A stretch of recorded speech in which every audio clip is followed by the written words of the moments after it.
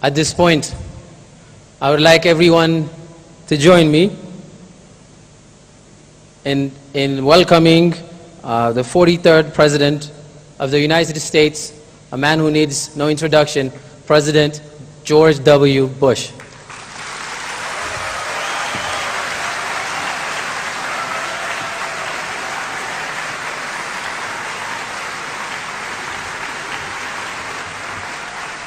Thank you.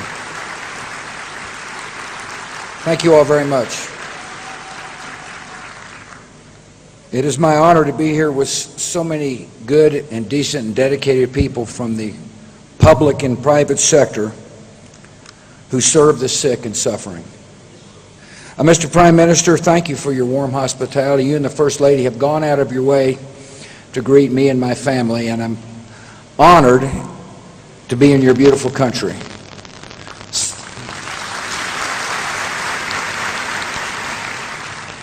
You've got a Minister of Health who's one of the best in the world, Dr. Tedros.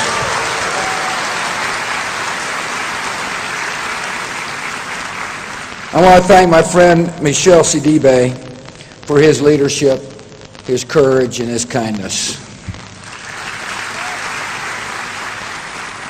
I want to welcome other members of the former President's Club, of which I'm a proud member. I know First Ladies are here. Thank you for being here. Our Ambassador, Don Booth, is with us today. I want to thank Maleo for her courage and testimony. I appreciate ICASA and its host. I want to thank the Obama administration for its dedication to this battle against HIV/AIDS. And I welcome Dr. Eric Goosby from the administration. I'm traveling today with Bush Foundation members. Mark Langdale is our president, Eric Bing, and somebody who is well known in this crowd, Mark Dyball.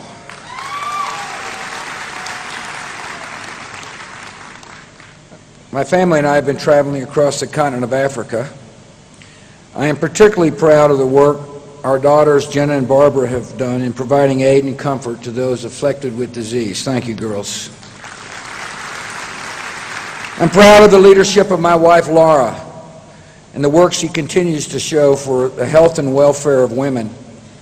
She understands this simple fact: no society can advance if it denies the needs and dreams of half its people.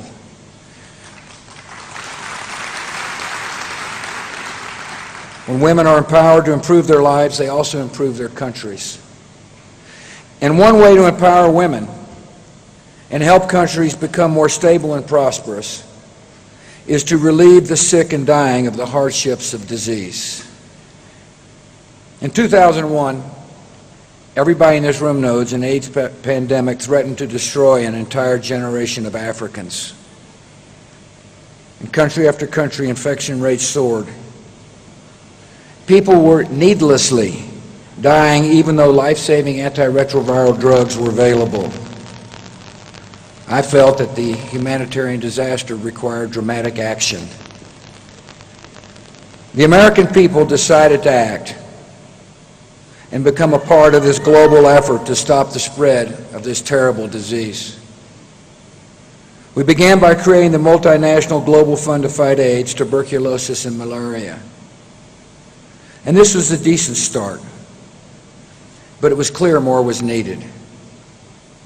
In 2003, we launched PEPFAR to partner with 15 countries hit hardest by AIDS. Today, PEPFAR provides significant program funding in more than 30 countries. The key to PEPFAR's success is that it's built on a results-oriented strategy. First step was to intervene where we can make the most immediate impact. Unborn children whose mothers are HIV positive are the saddest victims of this pandemic, and among those who can be helped the most. So we began providing pregnant women with medications that reduce mother-to-child transmissions of the disease. Then we expanded our efforts with prevention programs and care for orphan children and antiretroviral treatments for those who suffer from HIV/AIDS. PEPFAR also relies on African leaders to take responsibility for the success of the program in their country.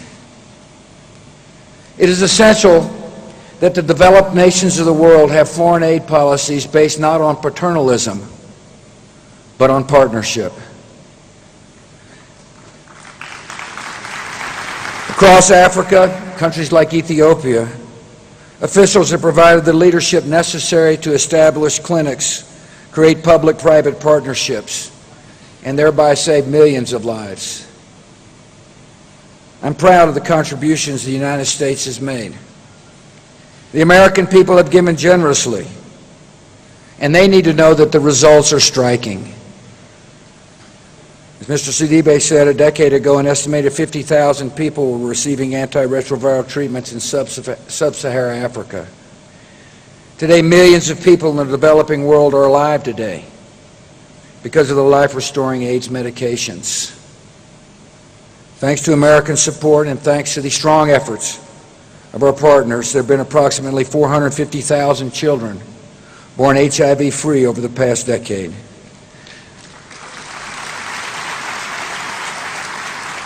We're breaking the grip of AIDS, but this is only a beginning. There's a lot of work to be done. Now, I recognize that these are lean budget times. I know that during moments of economic hardship, there can be a temptation for Americans to disengage from the world. But we cannot retreat. We cannot afford to falter when we're needed most. Isolationism is always short-sighted. It's always a mistake. And it can always lead to greater hardship and despair. It is important for my fellow citizens to understand that in a small, connected world, America can feel the sudden impact of distant developments. Suffering abroad can be the distant thunder of a storm gathering against us all. Americans and Africans face a common enemy in the despair of disease. It is hopelessness that aids extremists. So we aim to provide hope and compassion by standing with others as they stand against human suffering. During lean budget times, the United States and the developing world must set priorities. And there is no greater priority than saving human life.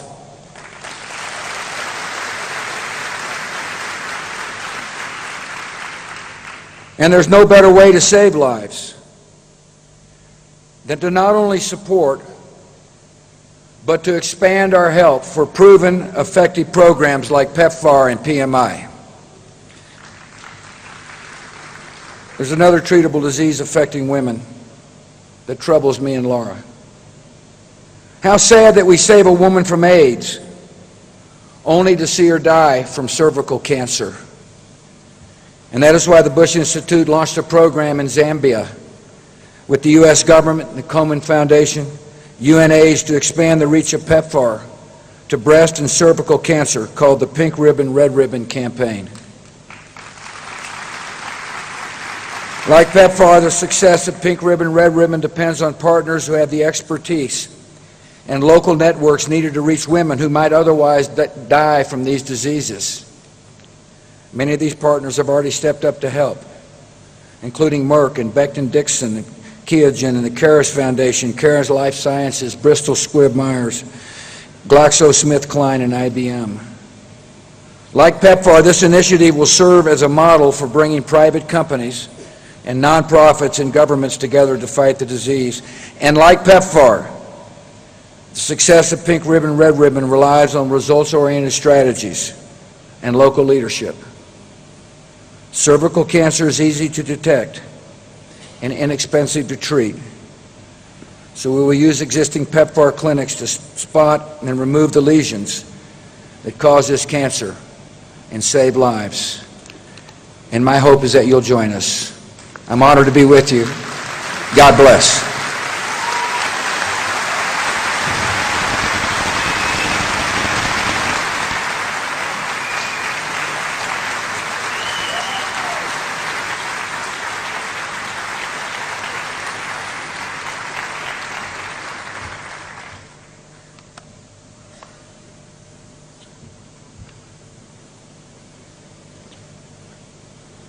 No First Ladies are here. Thank you for being here. Our Ambassador, Don Booth, is with us today.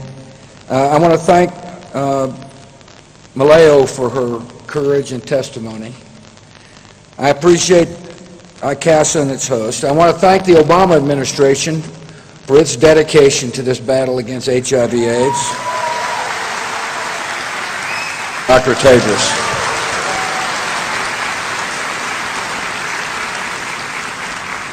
I want to thank my friend Michel Sidibe for his leadership, his courage, and his kindness. I want to welcome other members of the former President's Club, of which I'm a proud member. Mr. Prime Minister, thank you for your warm hospitality. You and the First Lady have gone out of your way to greet me and my family, and I'm honored to be in your beautiful country.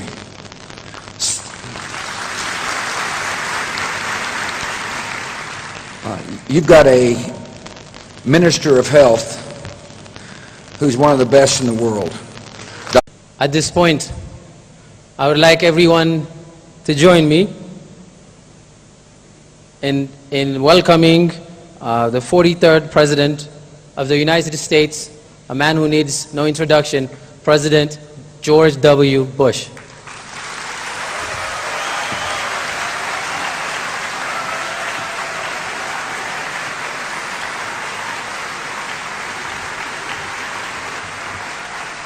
Thank you. Thank you all very much. It is my honor to be here with so many good and decent and dedicated people from the public and private sector who serve the sick and suffering.